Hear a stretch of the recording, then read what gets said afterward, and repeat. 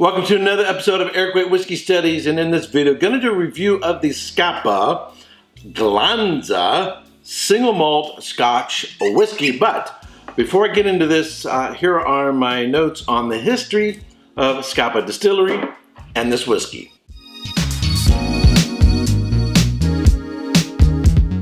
Scapa Distillery is located on the mainland of Orkney, Scotland, on the shore of Scapa Flow, near the town of Kirkwall. Scapa is the second northernmost whiskey distillery in Scotland, a half a mile or 800 meters south of the Highland Park Distillery. In 1885, McFarlane and Townsend founds the distillery with John Townsend at the helm. In 1919, Scapa Distillery Company Limited takes over. In 1934, Scapa Distillery Company goes into a voluntary liquidation and production ceases. In 1936, Scapa Distillery production resumes. Also in 1936, Block Brothers Limited, that is John and Sir Maurice, takes over. In 1954, Hiram Walker and Sons takes over. In 1959, a Loman still is installed. In 1978, Scapa Distillery is modernized. In 1994, Scapa Distillery is mothballed. In 1997, production takes place a few months each year using staff from Highland Park Distillery. In 2004, extensive refurbishing takes place at a cost of £2.1 million. The Scapa 14-year-old is launched. In 2005, production ceases in April and Phase 2 of the refurbishment program starts. Chivas Brothers becomes the new owner. In 2015, Scapa Distillery opens for visitors and Scapa Skerricken is launched. In 2016, the Scapa Glansa peated whiskey is launched.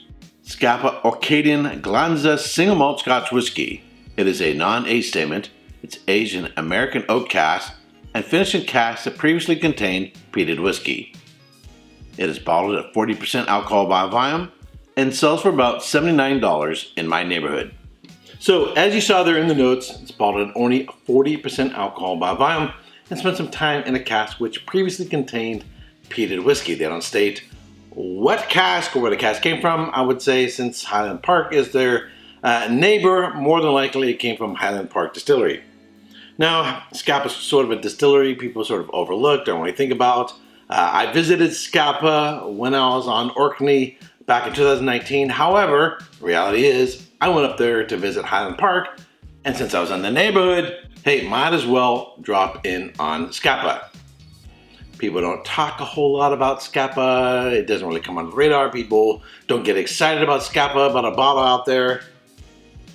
And this one, if you saw the 40 ABV, and then it was only a peated cask, not actual peated barley, you might be tempted to sort of overlook it and give it the brush off. This is a really unique whiskey, somewhat difficult to describe. When I first opened it, the peat was more of an after effect on the back end of the profile of the whiskey. This whiskey really takes a lot of time to open up and for all the elements to become integrated, so it needs a lot of aeration. So if you happen to buy a bottle, pour yourself some and let it sit there for a while. Maybe put a coin on top, maybe let it sit there for a day, whatever. It takes a while. I was not impressed initially with the whiskey because what I was getting about 3/4 of the way back into the profile, the remnant of the peated cask starts to kick in, and what you get a lot is a lot of ashiness, and then this very distinctive mint, almost a chocolate mint, like a York's peppermint patty, and those elements are still there, but it really isn't integrated into the rest of the whiskey so that you pick up any of that on the front or into the mid palate. It doesn't really kick in till like 3/4 of the way and then into the finish. but with a little bit of air, a little bit of aeration, it really becomes much more integrated into the whiskey, and there's less ashiness to its character. The mint is still there, but it's much more developed and intermingled with the rest of the notes. Now, it's a little bit difficult to describe. I'm going to say a little bit of citrus, maybe oranges, maybe some dark fruit notes, apples, pears, but everything's grilled, right? Everything's grilled. Grilled apples, grilled pears, grilled oranges, if there is such a thing. A hint of chocolate, and that mint is coming there on the nose. On the palate,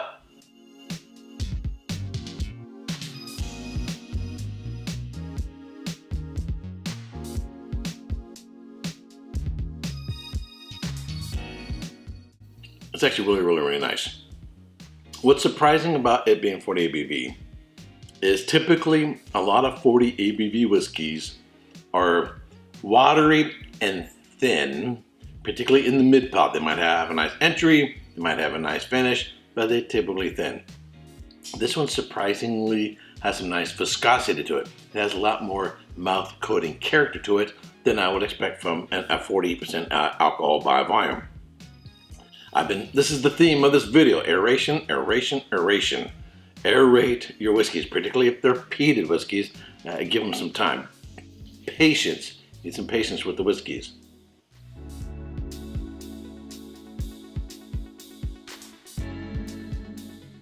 It's much earthier. The chocolate note kicks in about 3/4 of the way back.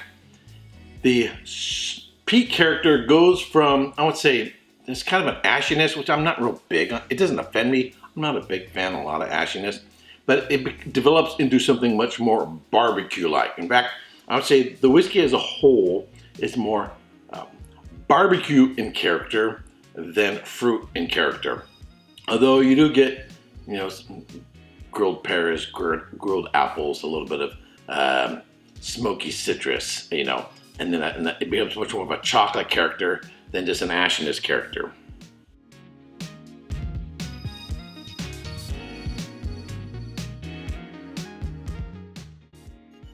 For a 40% alcohol by volume whiskey, not only does it have a surprising mouthfeel, it has a really long finish. Now, what lingers in the finish is mostly a little chocolate, a little peatiness, a very distinctive mint character, perhaps a little bit of vanilla kicking in into the finish as well, and just a very minute amount of spice. This isn't like a sherry cask. This isn't a distinctively really spicy whiskey, but it does have maybe a little bit of a black pepper character in there. So if I were to pour, say, neck pour, or even just down past the shoulder, down to where we're at, from different bottles of the same whiskey and try them side by side, you would think you are trying different whiskeys. It develops that much. In fact, I would say of all whiskeys I've ever had, this one has much more of a dramatic development than any other whiskey. Now, what am I giving in terms of a score? First of all, I'm surprised that it has the development that it does, if you're patient with it. I'm surprised by the mouthfeel. I'm surprised by the finish. This is really surpassing my expectations. Definitely a much better whiskey than when I had a neck pour. I would have really, if I gave you a neck pour review, I, for the most part, would have written this thing off. I wasn't a real big fan of it. What am I giving in terms of score? I'm gonna go solid 87 points. Solid 87 points. What would I want to get it higher? It needs more variance. It needs more flavor. It needs more distinctive flavors and different flavors. More fruit flavors. That's what I'm getting at. It needs more fruit flavors, and I would also like a little bit more spice on it. But structurally, I think it does really, really, really well. Price-wise, I think that's the killer. For 15, 20 bucks less, I can get one of my favorites. I can get an Ardbeg 10, which is much more readily available, and non-chill filtered natural color at 46% ABV. Between this and the Ardbeg 10, I'm grabbing the Ardbeg 10 every time.